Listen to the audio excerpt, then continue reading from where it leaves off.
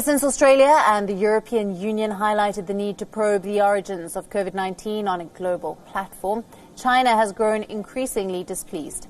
It responded in the only way it knows, with aggression.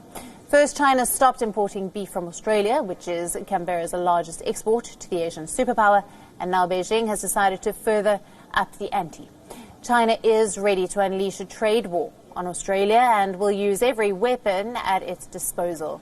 Starting on Tuesday, Beijing will impose an 80% tariff on Australian barley import, saying that the product has been illegally dumped into Chinese markets against trade rules.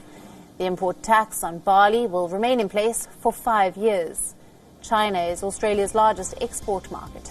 Barley exports were worth $1.5 billion in 2018, but dropped to $600 million in 2019 amid the drought and an Australian push to diversify into more markets.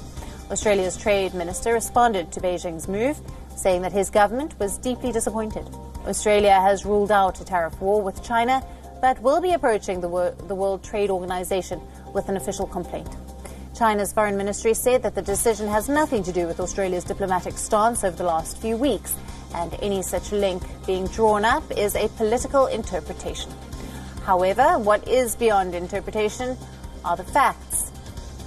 Beijing's ambassador to Australia, Cheng Jingyi, in late April said that Chinese consumers should shun Australian goods in response to Canberra's support for such an investigation. The Australian Trade Minister claimed that his Chinese counterpart did not even receive his call.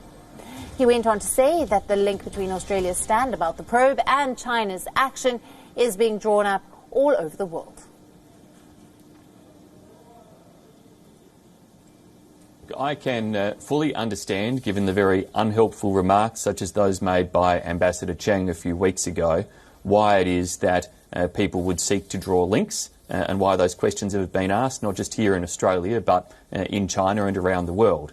We've made a request for me to be able to have discussions with my Chinese counterpart. Now, that request has not been met, with a call being accommodated at this stage.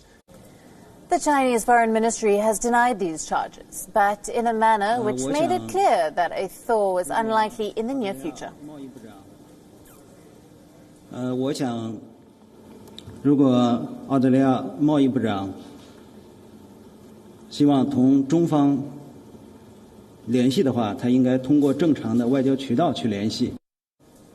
The global sentiment at the moment is not in favor of China, and with its latest punitive economic actions, China risks alienating the global community even further.